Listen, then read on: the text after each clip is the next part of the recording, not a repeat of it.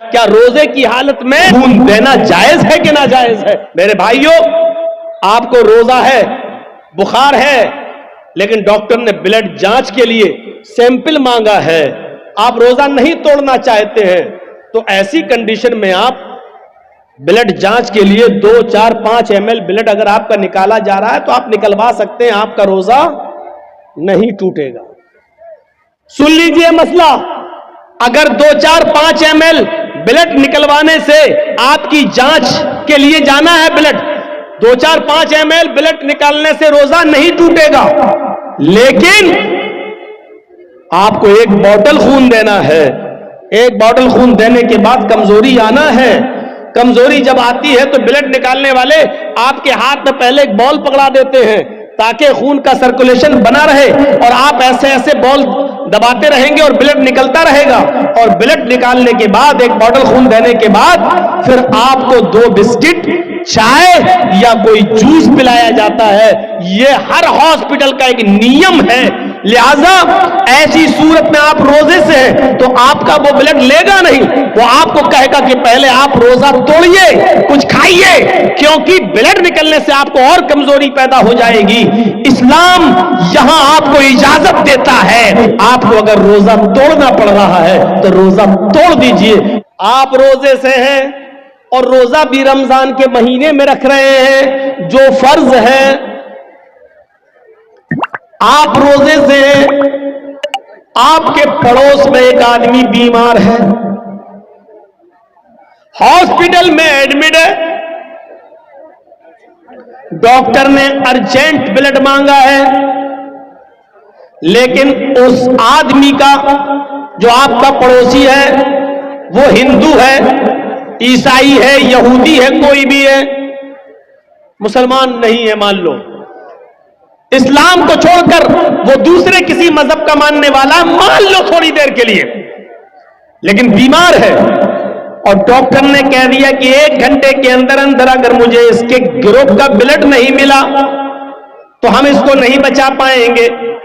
اس کے بیٹوں کا بلڈ گروپ اس کے بلڈ گروپ سے الگ ہے، اس کی بیوی کا بلڈ گروپ الگ ہے، اور لوگوں کا بلڈ گروپ اس کے گروپ سے الگ ہے، لیکن آپ مسلمان ہیں، آپ کا بلڈ گروپ اس کے بلڈ گروپ سے میچ کھا رہا ہے، اور آپ 1 بوتل خون دے سکتے ہیں اور اس کی جان بچ سکتی ہے، تو ایسی صورت میں آپ کو ڈاکٹر کے پاس جا کر 1 بوتل خون دینا پڑے گا، اس لیے کہ اس کی جان بچانا اس وقت ضروری ہے، آپ اس کی نہیں بچا رہے ہیں۔ قرآن کہتا من احیاہا فکأنما احیا الناس جميعا، جس نے کسی ایک انسان کو بچایا اس نے پوری انسانیت کو بچایا۔ یہاں آپ ایک ہندو کو یا ایک عیسائی کو نہیں بچا رہے، ایک انسان کو بچا کر پوری کائنات کی اور پوری دنیا کی انسانیت اور مانوتا کو بچا رہے ہیں۔ ایسے موقع پر آپ کو بلڈ دینا پڑے گا، لہذا ایسی صورت میں آپ روزے سے ہیں تو آپ کا وہ بلڈ لے گا نہیں، وہ آپ کو کہے گا کہ پہلے آپ روزہ توڑیے، کچھ کھائیے، کیونکہ بلڈ نکلنے سے آپ کو اور کمزوری پیدا ہو جائے گی۔ اسلام یہاں آپ کو اجازت دیتا ہے کہ ایک غیر مسلم کی جان بچانے کے لیے آپ کو اگر روزہ توڑنا پڑ رہا ہے تو روزہ توڑ دیجئے۔ یہ روزے کی قضا تو بعد میں ہو جائے گی، لیکن اگر یہ مر گیا تو دوبارہ زندہ نہیں ہو پائے گا، اس لیے اس کو بچانا، روزہ رکھنے اس وقت توڑ دینا بہتر ہے، اس کو بچانا زیادہ ضروری ہے، لہذا اسلام یہاں آپ کو اجازت دیتا ہے کہ غیر مسلم کی جان بچانے کے لیے روزہ توڑ دو۔ اس سے بڑا درجہ انسانیت کا اور کیا ہوگا؟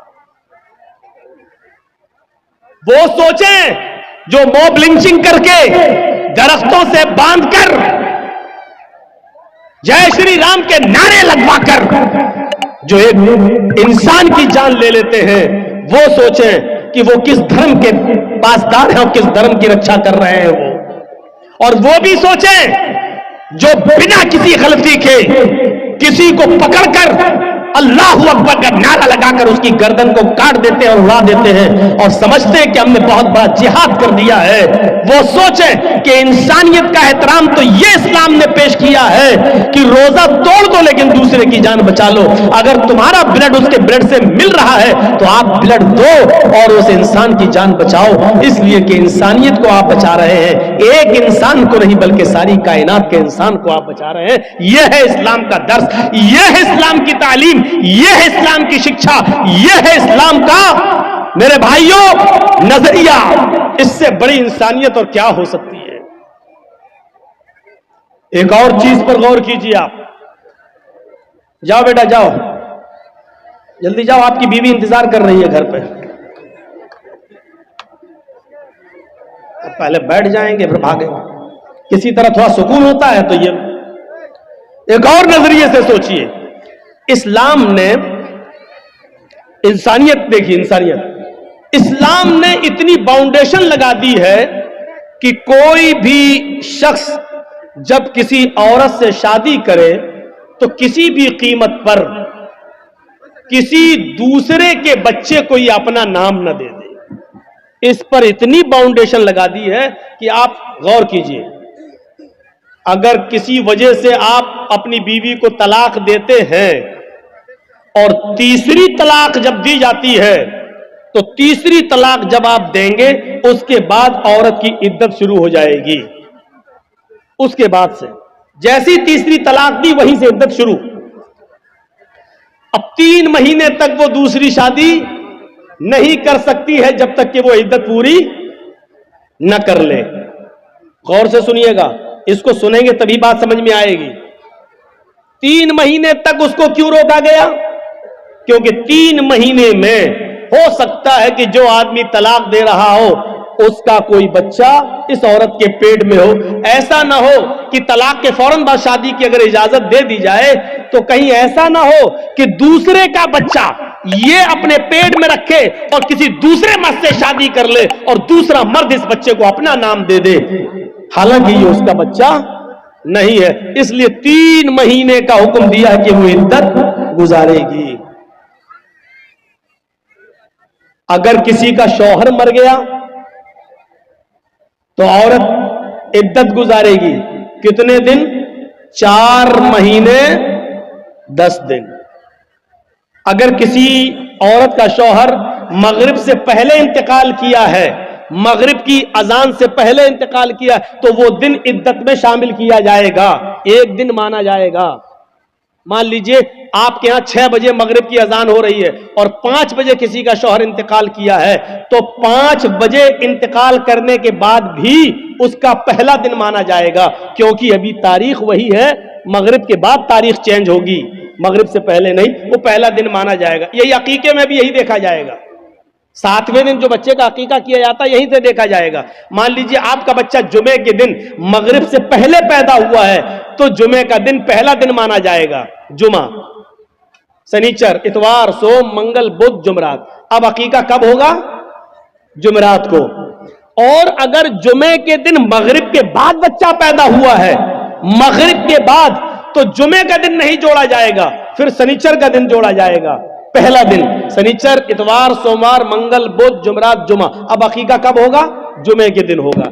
इस बात को याद रखिएगा। और 7वां दिन कब पड़ेगा? जुमे का दिन। अगर जुमे को मगरिब के बाद बच्चा पैदा होता है तो अरबी में महीने की शुरुआत मगरिब के बाद से होती है। हम लोग चांद कब देखते हैं? मगरिब की अजान हो जाती है, नमाज के बाद देखते हैं। जब चांद हो गया तो वहीं से महीना शुरू, वहीं से तारीख शुरू, वहीं से 1 तारीख हो गई और वो दूसरे दिन मगरिब तक 1 तारीख रहेगी। जो शबे कदर में आप रात जागते हैं तो कब जागते हैं? 20वां रोजा होता है, मगरिब के बाद 21वीं रात शुरू हो जाती है।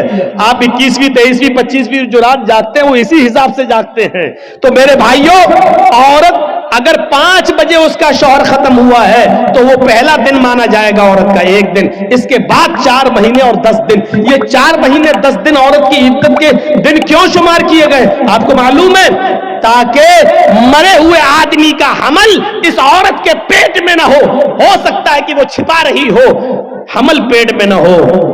4 مہینے 10 دن کی مدت بہت ہو گئی ہے.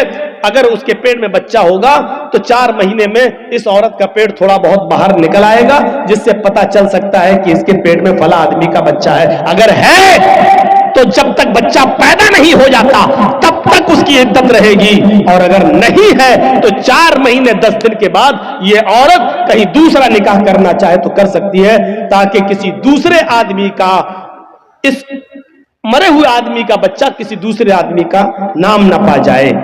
یہ اسلام نے ایک باؤنڈیشن لگا دی ہے, باؤنڈیشن بہت سختی ہے اس معاملے میں. ہاں, خلا کا معاملہ تھوڑا سا الگ ہے. ایک چیز ہوتی ہے مرد طلاق دینا نہیں چاہتا, عورت طلاق لینے پر مصر ہے, نہیں ہمیں طلاق چاہیے, ہمیں نہیں رہنا ہے تیرے پاس. مان لیجئے بہت سا شرابی جواری آدمی ہے, عورت نہیں رہنا چاہتی ہے اور آدمی اس کو طلاق نہیں دینا چاہتا, نہیں ہم نہیں دیں گے. ایسی صورت میں عورت خلا لیتی ہے.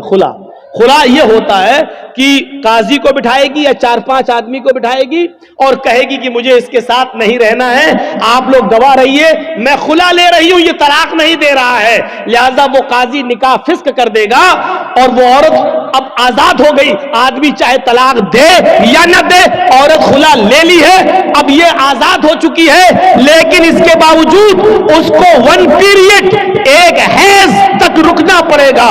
وہ دوسری شادی نہیں کر سکتی ہے جب تک کہ اس کو ایک پیریڈ نہیں آ جاتا ہے. ایک پیریڈ کا مطلب اس کو, عورت کو جو ہر مہینے جو ہر عورت کو جو خون بلڈ آتا ہے, ایک پیریڈ, جب تک وہ پیریڈ نہیں آ جاتا تب تک وہ دوسرا نکاح نہیں کرے گی, اور پیریڈ آنے کے بعد پھر وہ دوسرا نکاح کر سکتی ہے. پیریڈ آنے کا مطلب یہ ہے کہ وہ حاملہ نہیں ہے, یعنی جس آدمی سے اس نے خلا لیا ہے اس کا بچہ اس کے پیٹ میں نہیں پل رہا ہے. اب سوچئے اسلام نے کتنی باؤنڈیشن لگائی ہے کہ آپ کے پیٹ میں پلنے والے بچے کو اس کے اصلی باپ کا نام ملے. وہ بچہ جب باہر آئے تو اپنی نسبت اپنے اصلی باپ کی طرف کر سکے. کتنی حفاظت کی ہے اسلام نے نسل کی, اور نسل کو پاکیزہ بنانے کی کتنی حفاظت کی ہے. لیکن اس کے باوجود اسلام یہ بھی کہتا ہے اگر خدا نخواستہ کسی عورت کے پیٹ میں حرام اولاد پل رہی ہے, زنا کی پیداوار ہے, اور اس نے اقرار بھی کر لیا ہے کہ حرام اولاد ہے, وہ کہہ بھی رہی ہے کہ فلاں آدمی سے میرا ساتھ سمبند بن چکا تھا اور اس کا حمل میرے پیٹ میں ہے, تو اسلام انسانیت کا وہ درس دیتا ہے کہ حرام اولاد ہونے کے باوجود اگر کسی عورت کے پیٹ میں پل رہی ہے تو پیٹ میں بچے کو مارا نہیں جا سکتا ہے. اگر اسلامی قانون کہیں ہے اور زناکار کی سزا پتھروں سے مار کے مار ڈالنا ہے, لیکن اگر وہاں یہ پتا چل جائے کہ اس عورت کے پیٹ میں بچہ ہے, اگرچہ ناجائز ہے, اگرچہ حرام ہے, تو اسلامی ملک بھی اس عورت کو سزا نہیں دے سکتا جب تک کہ بچہ پیدا نہ ہو جائے, کیونکہ غلطی اس کی ماں کی ہے, اس بچے کی نہیں جو پیٹ میں پل رہا ہے. غور کیجئے, اسلام حرام اولاد کو بھی مارنے کی اجازت نہیں دیتا ہے. جو عورتیں اپنے پیٹ میں حلال بچوں کو گرا دیتی ہیں ان کو اپنے بارے میں سوچنا چاہیے. کل قیامت کے دن یہ بچہ جس کو تم نے گرایا ہے اپنے پیٹ سے, قیامت کے دن یہ بچہ اپنے ماں کی پستان اور اپنے ماں کی چھاتیوں سے لٹکا ہوا آئے گا. جاء یوم القیامت ومعلق بین ثدیہا, وہ بچہ قیامت کے دن اس حال میں آئے گا کہ معلق بین ثدیہا, اپنے ماں کی دونوں پستان سے لٹکا ہوا ہوگا, اپنی ماں کی پستان سے دودھ چوس رہا ہوگا, اور اللہ کہے گا اے اس ماں کی پستان سے دودھ چوسنے والے بچے, کیا تیری کوئی شکایت ہے؟ کیا تو کچھ بولنا چاہتا ہے؟ کیا تجھے اپنے رب سے کچھ کہنا ہے؟ اللہ اس کو زبان دے گا. وہ چھوٹا سا بچہ جو اپنے ماں کی پستان سے دودھ چوس رہا ہوگا اپنی زبان ہٹائے گا, اپنا منہ ہٹائے گا, یقول, اور اللہ سے شکایت کرے گا, یا ربی ہاذہ امی قدلتنی, اللہ یہ میری ماں ہے جس کا دودھ میں پی رہا ہوں, جس کی پستان سے میں لٹکا ہوا ہوں, اللہ یہ میری ماں ہے جس نے دنیا میں مجھے مار ڈالا تھا, اللہ یہ میری ماں ہے جس نے دنیا میں مجھے قتل کر دیا تھا, ہاذہ امی قتلتنی, اللہ یہ میری ماں ہے جس نے دنیا میں مجھے مار ڈالا تھا, اللہ یہ میری ماں ہے جس نے دنیا میں مجھے قتل کر ڈالا تھا. اے اللہ یہ دنیا میں میری نہ ہوئی تو اس کا مت ہو, اس کو بھی تو جہنم میں پھینک دے. اللہ رب العالمین پھر اس عورت کو جس نے دنیا میں اپنے بچے کا مرڈر کیا بنا کسی غلطی کے, بنا کسی پریشانی کے, اس نے یہ سوچ کر کہ 3 لڑکیاں پہلے سے, چوتھا بھی میری لڑکی ہے, الٹرا ساؤنڈ پہ چیک کرانے کے بعد پتا چلا لڑکی ہے, نہیں ہمیں نہیں چاہیے, اور ایبورشن کرا دیا, گرا دیا. قیامت کے دن اس عورت کو جہنم میں پھینک دیا جائے گا اور وہ بچہ اپنی ماں کو خود جہنم میں لے جانے کا سبب بنے گا کہ نہیں اللہ اس نے دنیا میں مجھے مار ڈالا تھا. اسلام تو حرام اور ناجائز اولاد بھی گرانے کی اجازت نہیں دیتا ہے. یہ انسانیت کا احترام ہے, انسانیت کا احترام. اسلام میں بہت جہاں تھوڑا بہت مسئلہ ہارڈ لگتا ہے وہیں آسانی بھی پیدا ہوتی ہے. مان لیجئے رمضان کا مہینہ اور 20 روزے گزر چکے ہیں. آج کوئی ہندو ہے یا کوئی عیسائی مسلمان ہو رہا ہے اور وہ 20ویں روزے کو مسلمان ہوا, تو اب وہ روزہ کب سے رکھے گا؟ روزے تو پورے مہینے کے فرض ہیں, لیکن کوئی ہندو یا کوئی عیسائی یا کوئی یہودی 20ویں روزے کو مسلمان ہو رہا ہے. 20 روزے تک ہندو تھا, عیسائی تھا, یا یہودی تھا, یا جینی تھا, بدھسٹ تھا. 20 روزے کے بعد مسلمان ہو رہا ہے 20ویں روزے کو, تو اب وہ روزہ کب سے رکھے گا؟ آج مسلمان ہوا ہے تو اب جب مسلمان ہوا تبھی سے تو رکھے گا. اب سوال یہ پیدا ہوتا ہے کہ وہ 20 روزے جو اس کے چھوٹے ہیں وہ پورے کرے گا یا نہیں کرے گا؟ تو صاف مسئلہ ہے کہ نہیں کرے گا. کیوں نہیں کرے گا؟ کیونکہ جب وہ اسلام لایا ہے تب تک وہ کافر تھا, اس پر روزہ فرض تھا ہی نہیں. آج وہ اسلام لایا تو اب جتنے روزے ہیں اتنے وہ رکھے گا, بقیہ روزے وہ نہیں رکھے گا. اس لیے نہیں رکھے گا کیونکہ اس وقت اس کے اوپر روزے فرض تھے ہی نہیں. کتنے روزے رکھے گا؟ جتنے باقی ہیں. ایک چیز اور سن لیجئے, 20ویں روزے کو اسلام لایا, لیکن اسلام لا رہا 5 بجے شام میں اور روزہ کھلتا ہے 6 بجے. اب 5 بجے وہ اسلام لا رہا ہے, تو اسلام جیسی وہ 5 بجے لایا تو اب کیا کرے گا؟ آج کا روزہ کیا کرے گا؟ تو 5 بجے اسلام لاتا ہے تو 5 بجے ہی سے اس کا روزہ شروع ہو گیا ہے, کیونکہ 5 بجے سے پہلے اس کے اوپر روزہ فرض تھا ہی نہیں, کیونکہ وہ کافر تھا. جیسے اسلام لایا ویسے اس پر روزہ فرض ہو گیا, ویسے ہی اس کے اوپر روزہ فرض ہو گیا. اب 5 بجے ہی وہ نیت کر لے گا کہ میں روزے سے ہوں.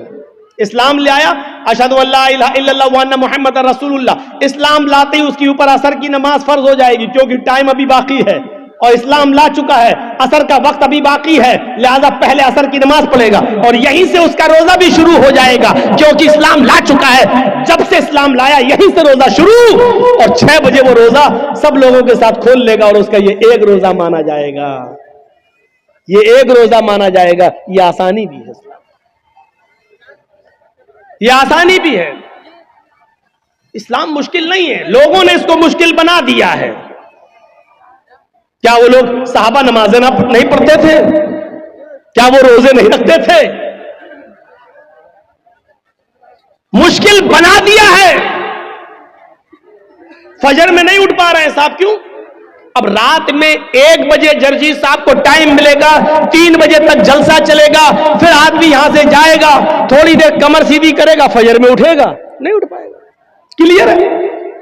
لیکن یاد رکھیے مولانا جرجیز کا جلسہ اور اس جلسے میں 2:30 بجے 3 بجے تک جاگ لینا اور اس جاگ لینے کے بعد صبح فجر کی نماز میں نہ آنا, یہ دلیل نہیں ہے اس بات کی کہ آپ کا جلسہ کامیاب ہو گیا ہے, یا یہ عذر نہیں ہوگا کہ میں جلسہ سننے کی وجہ سے رات میں جاگ لیا اس لیے فجر میں ہم نہیں اٹھ پائے.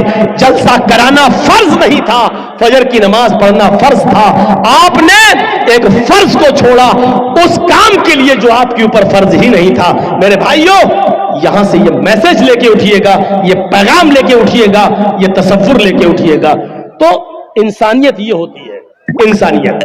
تو یا ایھا الناس انا خلقناکم من ذکر و انثی وجعلناکم شعوبا وقبائل لتعارفوا, تم کو ہم نے ایک مرد اور ایک عورت سے پیدا کیا ہے, تم سب آپس میں بھائی ہو, تم آپس میں ایک ہی باپ کے اور ایک ہی ماں کے بیٹے ہو, تمہارا باپ ایک ہے, تمہاری ماں ایک ہے. اچھا ایک چیز اور بتائیے,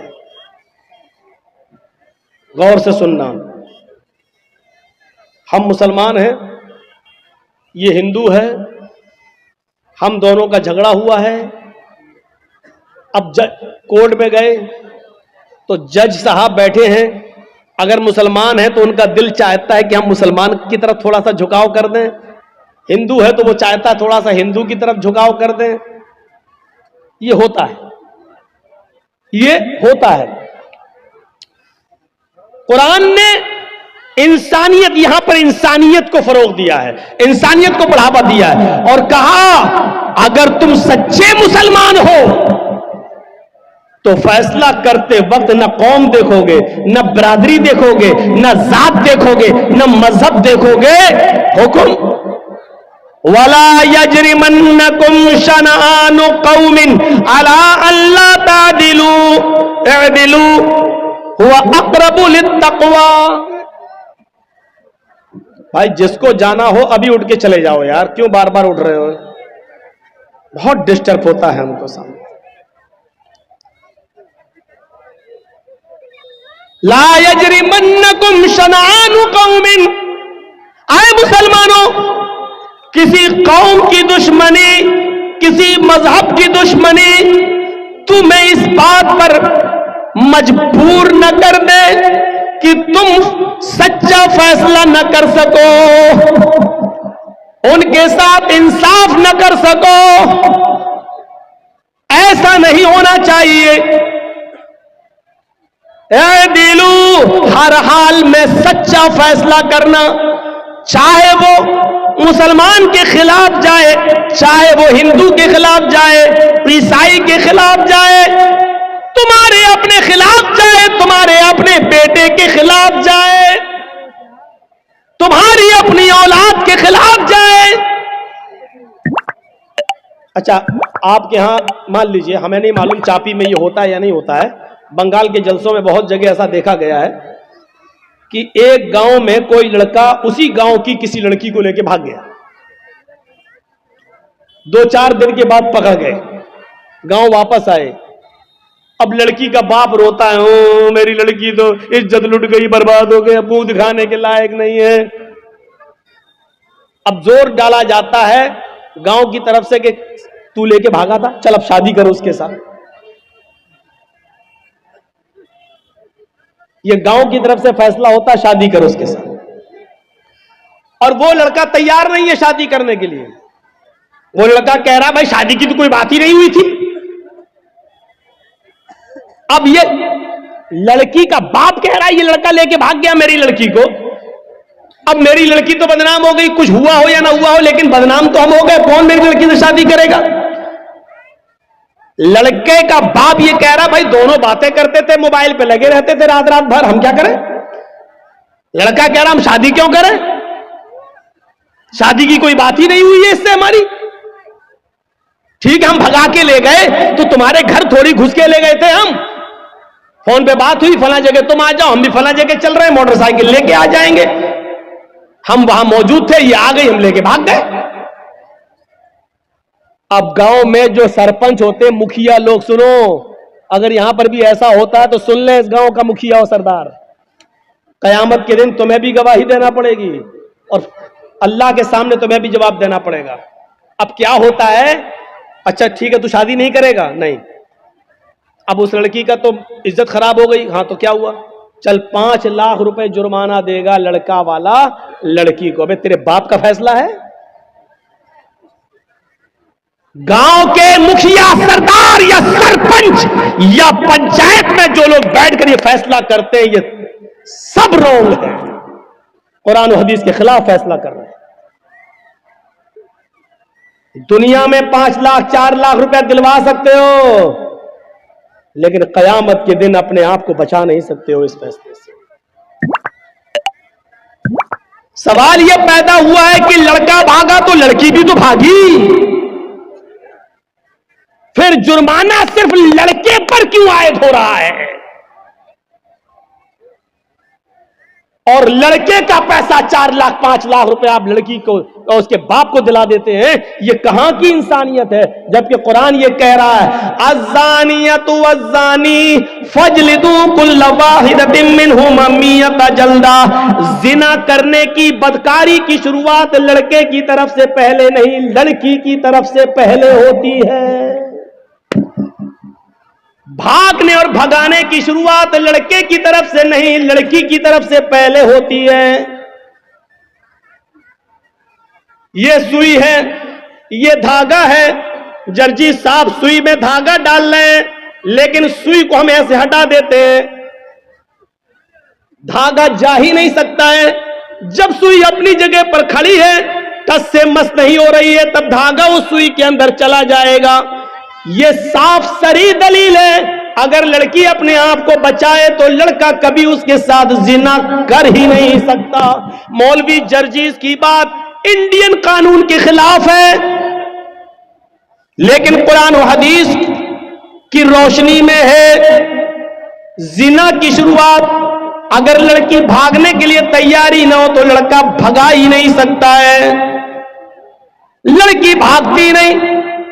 سوال ہے صاحب میرا لڑکا، تمہارا لڑکا میری لڑکی بھگا کے لے گیا، تو 18 سال تک پالتا رہا، پھر تو اپنی الماری بھی نہیں بچا سکا. وہ پیسہ بھی لے کے بھاگ گئی اور سونا بھی لے کے چلی گئی، زیور بھی لے کے چلی گئی. جب تو اپنی لڑکی پر اتنا کنٹرول نہیں کر سکا تو جرمانہ لڑکے والوں پر لگاتے. اور یہ فیصلہ پنچایت کرتی ہے، گاؤں کی سرپنچ کرتا ہے، مکھیا کرتا ہے، سردار کرتا ہے یہ فیصلہ جو قرآن و حدیث کے خلاف.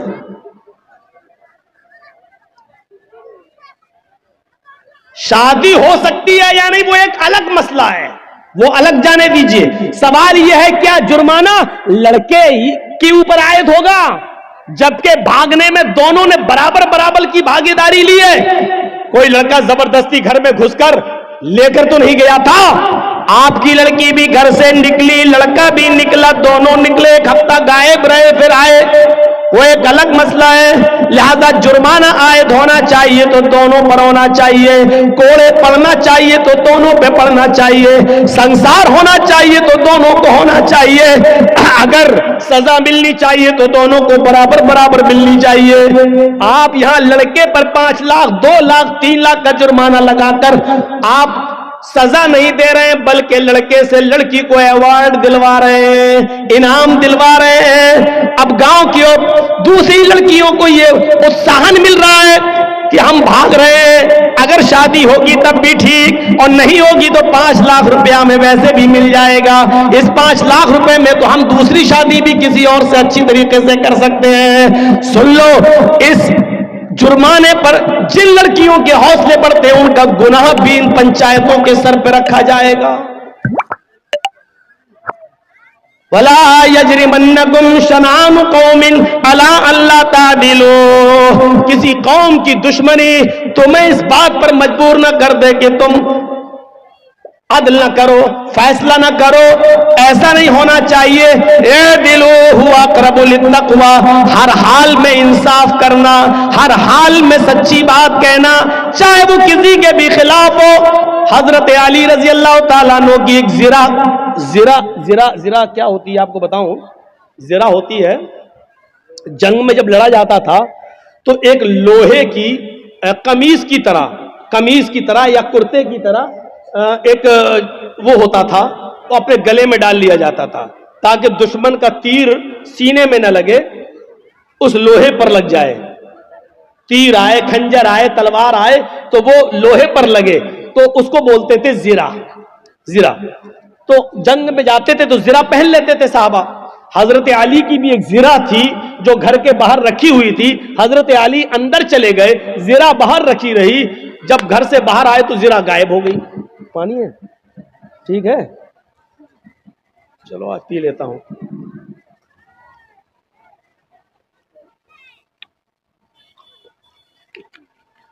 وہ زرہ غائب ہو جاتی ہے. اور سنیے، 6 مہینے کے بعد وہ زرہ ایک یہودی کے پاس نظر آتی ہے. آہا، سنتے رہیے میرے بھائیوں، بڑا زبردست مسئلہ. کس کے پاس؟ ایک یہودی کے پاس نظر آتی ہے وہ زرا. حضرت علی نے اس یہودی سے کہا یہ زرا میری ہے. اور حضرت علی کون ہے؟ امیر المومنین. امیر المومنین سمجھ رہے ہو نا؟ اس کو سمجھانے کے لیے بول دوں، چیف منسٹر. امیر المومنین ہے، پورے علاقے کے ذمہ دار ہیں. یہودی سے کہتے ہیں یہودی یہ زرا تو میری ہے، تیرے پاس کہاں سے آئی؟ اس نے مسکراتے ہوئے کہا اچھا نیت خراب کر رہے ہو میری زرا پر، یہ تو میرے پاس بہت دنوں سے ہے. حضرت علی نے کہا تم پنگا لے رہے ہو، تمہیں اچھی طریقے سے معلوم ہے کہ یہ زرا میری ہے. اس یہودی نے کہا آپ جھوٹ بول رہے ہیں. لیجیے، کس سے کہا جا رہا ہے؟ حضرت علی سے. آپ جھوٹ بول رہے ہیں، یہ زرا آپ کی نہیں میری ہے. حضرت علی نے کہا میں تمہارے خلاف مقدمہ دائر کروں گا عدالت میں. اس یہودی نے کہا کر دو مقدمہ، دیکھتے ہیں عدالت کیا فیصلہ کرتی ہے. حضرت علی نے مقدمہ دائر کر دیا. کہاں؟ کورٹ میں، عدالت میں. اور جج کون ہے؟ قاضی شریح. اور یہ جج کس نے بنایا؟ حضرت علی نے. جج کس کا؟ علی نے بنایا. لیکن جج بنا ضرور رہے حضرت علی، لیکن جج نے یہ نہیں دیکھا کہ مجھے جج بنایا کس نے. جج کا مطلب یہ ہوتا ہے کہ مجھے عدل اور انصاف کو قائم رکھنا ہے. قرآن کی اس آیت کے پیش نظر کہ وَلَا يَجْرِمَنَّكُمْ شَنَآنُ قَوْمٍ عَلَىٰ أَن لَا تَعْدِلُوا اعْدِلُوا هُوَ أَقْرَبُ لِلتَّقْوَىٰ. کبھی کسی قوم کی دشمنی تمہیں غلط فیصلہ کرنے پر مجبور نہ کر دے. صحیح فیصلہ کرنا چاہے وہ کسی کے خلاف. اس یہودی کے پاس نوٹس پہنچا کہ تمہیں بھی آنا ہے. حضرت علی اور یہودی دونوں ایک ہی دن پہنچتے قاضی شریح کی عدالت میں. قاضی شریح کی عدالت میں. یہ ایسا جج نہیں تھا جو ہمارا چوکیدار بنا دیتا ہے اس لیے بابری مسجد کا فیصلہ ان کے پکش میں چلا جاتا ہے کیونکہ ہم نے آپ کا نمک کھایا ہے تو نمک حلالی تو کرنا ہی ہے. یہ سسٹم نہیں تھا وہاں. حضرت علی رضی اللہ تعالیٰ عنہ بھی کورٹ میں موجود ہے، ایک کٹگھرے میں کھڑے ہیں، یہودی بھی دوسرے کٹگھرے میں کھڑا ہے. پوچھا ہے علی مقدمہ آپ نے دائر کیا ہے، بتاؤ کیا پرابلم ہے؟ کہا اس یہودی کے پاس ایک زرا ہے، وہ زرا میری ہے. اور یہودی کہتا ہے کہ وہ زرا میری ہے، لہذا اس یہودی سے وہ زرا مجھے دلوائی جائے. قاضی صاحب نے کہا ہے یہودی حضرت علی کہہ رہے ہیں کہ وہ زرا میری ہے، تم اس کے بارے میں کیا کہنا چاہتے ہو؟ اس یہودی نے کہا حضرت علی جھوٹ بول رہے ہیں، زرا میری ہے، اس وقت میرے پاس ہے، میں عدالت کے باہر رکھ کر آیا ہوں. قاضی نے حضرت علی سے کہا اے علی یہ شخص کہہ رہا وہ زرا میری ہے، تم کہہ رہے ہو میری ہے. ابھی زرا تو اس یہودی کے پاس ہی رہے گی کیونکہ اس کا مالک وہ ہے، بھی اس کے پاس ہے. لیکن مجھے یہ بتاؤ کہ اگر وہ زرا تمہاری ہے تو تمہارے پاس کوئی گواہ ہے یا نہیں؟ اس گواہ کو بلاؤ، میں اس سے پوچھوں اس زرا میں کیا کیا تم نے دیکھا ہے اور کس بنیاد پر کہتے ہو کہ وہ علی کی زرا ہے. حضرت علی نے کہا ہاں گواہ ہے. کہا کون؟ کہا ہے. کہا اس گواہ کو بلاؤ. جب گواہ کو بلایا گیا تو وہ گواہ حضرت علی کے بیٹے حضرت حسن تھے. وہ کٹگھرے میں کھڑے ہوئے اور گواہی دینے لگے. اے قاضی صاحب یہ میرے ابو کی زرا ہے اور میں زرا کو اچھی طرح پہچانتا ہوں، میرے باپ کبھی جھوٹ نہیں بولے، لہذا یہ زرا میرے ابو کی ہے، میں گواہی دیتا ہوں اس زرا کو یہودی سے لے کر میرے باپ کو دلوایا جائے.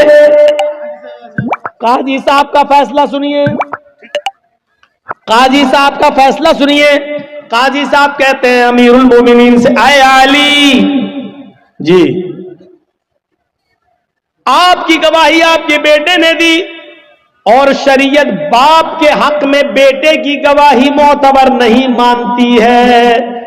शरीयत कहती है, कुरान और हदीस कहती है, बाप की गवाही अगर बेटा दे तो उस गवाही को नहीं माना जाएगा, क्योंकि बेटा अपने बाप के खिलाफ बोलता ही नहीं है, वो अपने बाप की हिमायती में बोलता है। लिहाजा कोई दूसरा गवाह लाओ, आपके बेटे की गवाही शरीयत के मुताबिक कबूल नहीं।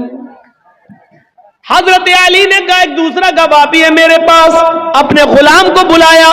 जब गुलाम कटघरे में आता है, हजरत अली ने कहा ये मेरा गवाह है। गुलाम ने गवाही दी कि ये ज़िरा अली की है, हमारे आका की है। हजरत जज साहब ने पूछा काजी साहब ने कि तुम कौन हो? कहा मैं इनका गुलाम हूं। फरमाया कंबर नाम है मेरा, मैं इनका गुलाम हूं। कहा है अली, शरीयत कहती है मालिक के हक में गुलाम की गवाही भी कबूल नहीं की जाती है, क्योंकि गुलाम अपने आका के खिलाफ, अपने मालिक के खिलाफ बोलता ही नहीं है। उसके ऊपर अपने मालिक का प्रेशर होता है, वो जानता है कि अगर अपने मालिक के फेवर में नहीं बोला तो घर मार खाएंगे, हमें मारा जाएगा, सताया जाएगा। लिहाजा मालिक के हक में गुलाम की गवाही भी कबूल नहीं। ऐ अली, मुअज़्ज़रत के साथ आपकी गुलाम की गवाही भी कबूल नहीं की जाएगी, कोई और गवाह हो तो लाओ। हजरत अली ने कटघरे में खड़े होकर कहा, ऐ जज साहब, काजी साहब, इन दो गवाहियों के अलावा मेरे पास और कोई गवाही नहीं है। आजकल तो 100-100 रुपए में झूठे गवाह मिल जाते हैं। मेरे पास और कोई गवाही नहीं है। काजी साहब का फैसला होता है, ऐ यहूदी, हजरत अली ज़िरा को साबित करने में और गवाह पेश करने में नाकाम रहे। वो शरीयत के मुताबिक सच्चा गवाह पेश नहीं कर सके, और जो गवाह पेश किया वो शरीयत के दायरे में आता ही नहीं है। लिहाजा अली नाकाम रहे ज़िरा को अपना साबित करने में। वो ज़िरा के मालिक तुम हो, और अदालत ये फैसला करती है कि वो ज़िरा के हकदार तुम ही रहोगे, वो ज़िरा तुम्हारी रहेगी, उस ज़िरा पर तुम्हारा हक है, तुम जा सकते हो और ज़िरा भी ले जा सकते हो। ये उस जज का फैसला है जो हजरत अली ने बनाया, ये उस काजी का फैसला जिसको हजरत अली ने बनाया। लेकिन कुरान और हदीस के मुताबिक फैसला किया। फैसला में अगरचे ज़िरा में हजरत अली ही की थी, ज़िरा हजरत अली ही की थी, लेकिन गवाह वगैरह न लाने में ऐसा हो जाता है कि फैसला यहूदी के हक में करना पड़ता है। यहूदी उस ज़िरा को उठाता है, कटघरे से बाहर निकलता है, कहता है जज साहब, आपके फैसले को सलाम करता हूं। आपने वही फैसला किया जो कुरान और हदीस में बताया गया, आपने वही फैसला किया जो मोहम्मद रसूलुल्लाह ने बताया, आपने वही फैसला किया। और मैं यही देखना चाहता था कि अमीरुल मोमिनीन अली के होते हुए मुझ पर जबर तो नहीं किया जाता, जुल्म तो नहीं किया जाता। आपकी अदालत में और अली ने यह साबित कर दिया है कि यहां पर जुल्म और ज्यादती का कोई शायबा भी नहीं पाया जाता है। अब मेरा फैसला सुन लीजिए जज साहब, काजी साहब, हजरत अली सच्चे हैं, ये ज़िरा हजरत अली ही की है, ये दरवाजे के बाहर रखी हुई थी, कोई नहीं था, मैं इसको उठा लाया। 6 महीने तक मैंने इसको छिपाया, और एक दिन जानबूझकर 6 महीने के बाद मैं अली के सामने आ गया ताकि अली मेरी ज़िरा को देख ले, फिर देखे क्या रिएक्शन लेते हैं। फिर सारी प्रतिक्रिया अदालत के मुताबिक चलती है, और हमने देखा इस पूरे मामले में जुल्म और सितम नहीं होता है। लिहाजा ये ज़िरा अली की है, मैं अली को दे रहा हूं। और आज इस बात का इकरार भी करता हूं कि आपने कुरान और हदीस के मुताबिक सच्चा फैसला सुनाया। आज इस्लाम से मैं भी अपना रिश्ता जोड़ रहा हूं। अशहदु अल्ला इलाहा इल्लल्लाह व अशहदु अन्ना मुहम्मदन अब्दुहु व रसूलुहु, ये कलमा पढ़कर हजरत अली इस्लाम के सामने वो यहूदी इस्लाम ले आता है। यहां से आप अंदाजा लगाइए कि हजरत अली के खिलाफ फैसला हो रहा है। हजरत अली के खिलाफ फैसला हो रहा है तो किसी की दुश्मनी तुम्हें इस बात पर मजबूर न कर दे कि तुम उसके साथ नाइंसाफी करो। नाइंसाफी नहीं होनी चाहिए। अमर इब्न आस के लड़के ने मुल्क के शाम के अंदर एक यहूदी बच्चे को इस बात पर थप्पड़ मार दिया था।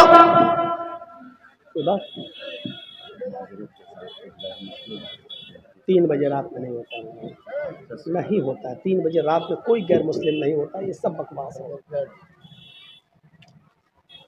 जो भी हो, लेकिन ये चीज़ सही नहीं है। 20 तकरीर में आप किसी का टॉपिक बदलवाएं, ये अच्छी आदत नहीं है। इसीलिए आप खुद सोचो कि बिहार बंगाल तंग आ गए हैं। जो चीज़ नहीं, वो सब नहीं होता। गैर मुस्लिम है तो आगे बिठा लो उनको, लाइए, हम उनसे पूछे कि उनकी समझ में आ रहा कि नहीं आ रहा, आप लाइए उनको आगे बिठा लिए, जो भी हो, कोई भी मुखिया हो, लेकिन ये चीज़ सही नहीं है। बीच में तकरीर चल रही, इस्लामी तकरीर चल रही, कुरान हदीस की तकरीर सुन रही। अब आप वेद सुनना चाहते हैं, यानी कुरान हदीस छोड़ के वेद सुनना चाहते हैं, आप लोगों से चंदा कर रहे हैं, आप कुरान हदीस के नाम पे वेद सुनना चाह रहे हैं, यानी कुरान हदीस की कोई वैल्यू नहीं रही, सारा वेद की इतनी वैल्यू बढ़ गई है। खुद फैसला करो कि हम कहाँ जा रहे हैं, कहाँ जा रहा मामला है? नौटंकी बन के रह गई है जलसों में। रात के 2:35 हो रहे हैं और अब हिंदू भाई जाग रहे होंगे। शिवरात्रि पे तो जागते नहीं है, नवरात्रि पे तो जागते नहीं है अपने, वो रात में 2:35 पे जागेंगे। और आप लोगों का हिसाब ही गलत है। जलसा हो, गैर मुस्लिमों को कुर्सियां लगा के आगे बिठाइए और उनको सुनवाइए, तब हमको बुलाइए, हम वेद पढ़ेंगे, आप भैंस के आगे बीन बजाओ। भैंस क्या समझेगी बेचारी? हम वेद पढ़ रहे हैं, अभी इतना वेद पढ़ देंगे, इतना वेद पढ़ देंगे कि आप तंग आ जाएंगे। अब सही है पढ़ रहे हैं कि गलत पढ़ रहे हैं, आप क्या जाने? ये तो एक हिंदू ही बेचारा समझ सकता है कि उसके यहाँ है कि नहीं है। ये सब चीजें बहरहाल गलत है कि आप किसी का टॉपिक 20 तकरीर में आप बदलवाएं। या तो आप पहले टॉपिक दे देते हमें, मौलाना साहब आपका टॉपिक ये रहेगा, आपको इस पे बोलना है। आप पहले हमें टॉपिक नहीं दे रहे हैं, जलसे का डेट ले रहे हैं, तो हमें नहीं बता रहे हैं कि आपको क्या बोलना है, और फिर बीच में आप हमसे कहेंगे कि वेद पढ़िए। ये चीज सिस्टम सही नहीं है। अब यहां से हम वेद कहां से घुसेड़ना बताइए तो आप? अब घुसेड़ रहे हैं तो हमारा मौजू छूट रहा है, जिस पे हम बोल रहे हैं वो हमारा छूट रहा है। और ये तकरीर जब यूट्यूब के जरिए दूसरे लोग सुनेंगे तो कहेंगे ये मौलवी कितना जाहिल है, बोल रहा था इस पे और फिर आ गया इस पे, इसको कुछ आता ही नहीं है। आपको वैसे ही मालूम है कि कितने मुल्ला मौलवी हमारे पीछे पड़े हुए हैं। तो थोड़ा सा सब्र करिए आप। मुखिया जी से मेरी गुजारिश है, जिसने पर्चा दिया है उनको चाहिए कि टॉपिक पहले दिया करें, 20 तकरीर में गड़बड़ ना कराएं। चाहे हमें बुलाएं या ना बुलाएं, इसकी कोई परवाह नहीं है हमें, अल्लाह की कसम कोई परवाह नहीं है हमें। मत बुलाइए आप, मैं आपसे हाथ जोड़कर भी अपील कर रहा हूं, मत बुलाइए हमें। हम आना भी नहीं चाहते हैं बिहार में और झारखंड में, क्योंकि मैं 20 साल से पक चुका हूं। मत बुलाइए मुझे, मैं कह दे रहा हूं बस। लेकिन 20 तकरीर में इस तरीके से रुस्वा मत करिए किसी को, आप किसी का टॉपिक चेंज कराकर, मुझे अच्छा नहीं लगा ये आज। तो सुनिए मेरे भाइयों, जो बात मैं बोल रहा था वो ये कि अमर इब्न आस के लड़के को इस बात पे यहूदी लड़के को कोड़ा मार दिया कि तेरा घोड़ा मेरे घोड़े से आगे कैसे निकला।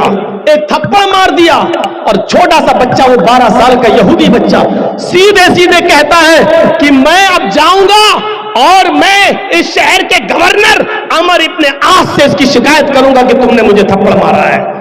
बेटा क्या कहता है? अमर इब्न आस का बेटा क्या कहता है यहूदी बच्चे से? अरे जा, जिससे भी शिकायत करना हो कर, मेरा कोई कुछ नहीं कर सकता, मैं उसी गवर्नर का बेटा हूं, मैं अमर इब्न आस का बेटा हूं, मैं अमर इब्न आस का बेटा हूं, मुझे कोई कुछ नहीं कर सकता। फिर यहूदी बच्चे की हिम्मत नहीं हुई, भाई गवर्नर का बेटा है, अब क्या होगा? जैसे यूपी में मंत्री का बेटा गाड़ी चढ़वा दिया। अब सोचिए उत्तर प्रदेश की फिजा क्या हो रही है। अंडा चोरी, किताब चोरी, बकरी चोरी, ये मुकदमे लगे हैं आजम खां के ऊपर, अभी तक 2 साल से जेल में है।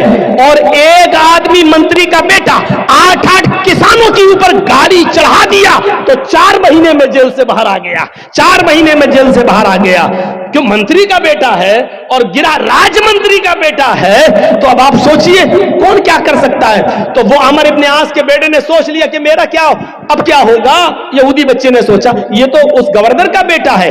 1 महीने के बाद जब हजरत उमर आते हैं और उन्होंने तमाम लोगों को इकट्ठा किया, पूछा तुम अमर इब्न आस से खुश हो या नहीं? मैंने जिसको गवर्नर बनाया था तुम उससे खुश हो या नहीं?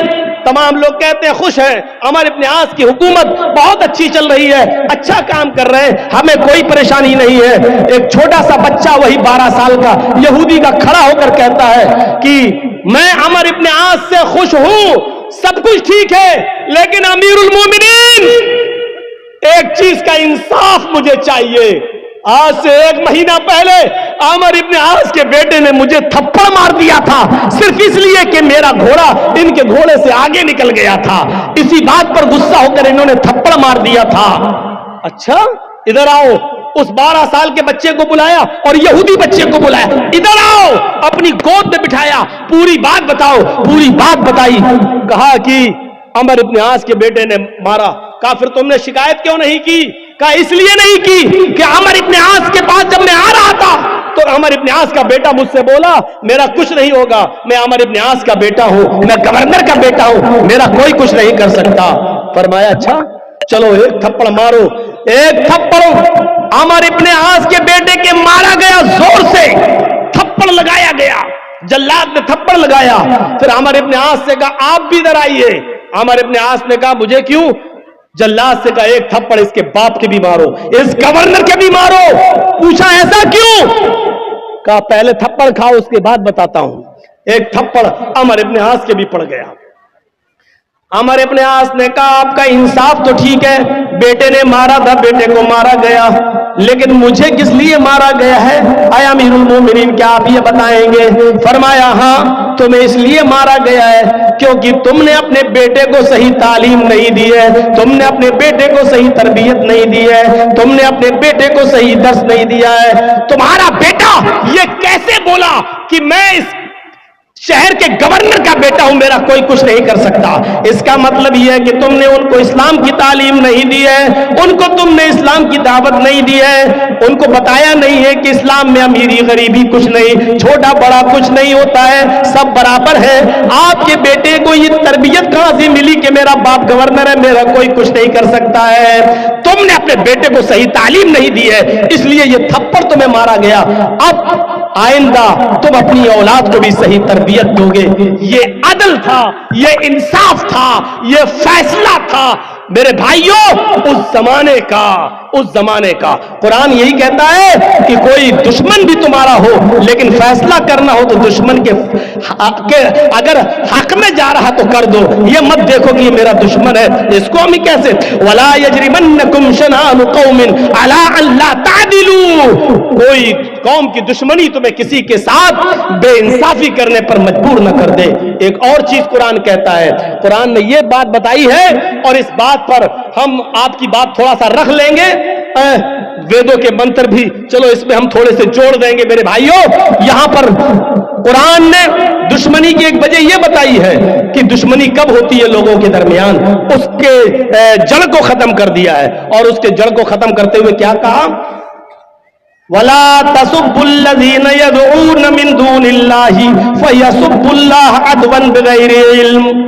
تم دوسروں کے معبودوں کو برا بھلا مت کہو, تم دوسروں کے بزرگوں کو برا بھلا مت کہو, تم دوسروں کے بزرگوں کو گالی مت دو. فَيَسُبُّوا اللَّهَ, جواب میں وہ تمہارے اللہ کو گالی دیں گے. بھائی تم, اللہ کے نبی نے فرمایا تم کسی کی ماں کو گالی مت دو. تو صحابی نے پوچھا اللہ کے رسول, اللہ کے نبی نے کہا کہ تم اپنی ماں کو گالی مت دو. تو صحابی نے کہا اللہ کے رسول اپنی ماں کو گالی کون دے گا, ایسا کون نالائق بیٹا ہوگا جو اپنی ماں کو گالی دے گا. تو اللہ کے نبی نے کہا تم کسی کی ماں کو گالی دو گے, کسی کو اس کی ماں کی گالی دو گے, جواب میں وہ تمہیں تمہاری ماں کی گالی دے گا, تو اس کا مطلب کیا ہوا کہ تم نے اپنی ماں کو گالی دی. نہ تم اس کی ماں کو گالی دیتے, نہ وہ جواب میں تمہاری ماں کو گالی دیتا. تو گویا کہ تم نے خود اپنی ماں کو گالی دی ہے. کتنی اچھی بات ہے, بتائیے اتنی اچھی باتوں کو چھوڑ کر آپ اوم بھوم سننا چاہتے ہیں, سمجھ سے باہر کی بات ہے. تم دوسروں کے بزرگوں کو گالی مت دو, دوسروں کے خداؤں کو گالی مت دو, ورنہ وہ تمہارے اصلی خدا کو گالی دیں گے. آپ رام کو یا لکشمن کو یا عیسیٰ کو یا موسیٰ کو, پہلی بات تو کوئی مسلمان عیسیٰ موسیٰ کو برا کہہ ہی نہیں سکتا کیونکہ وہ مسلمانوں کا عقیدہ کہ وہ بھی ہمارے نبی ہیں, اللہ نے نبی بنا کر بھیجا. تم نہ کسی بدھ کو, نہ کسی مہاویر کو, نہ کسی کرشن کو, رام کو, لکشمن کو, ہنومان کو, تم کسی کو گالی نہ دو.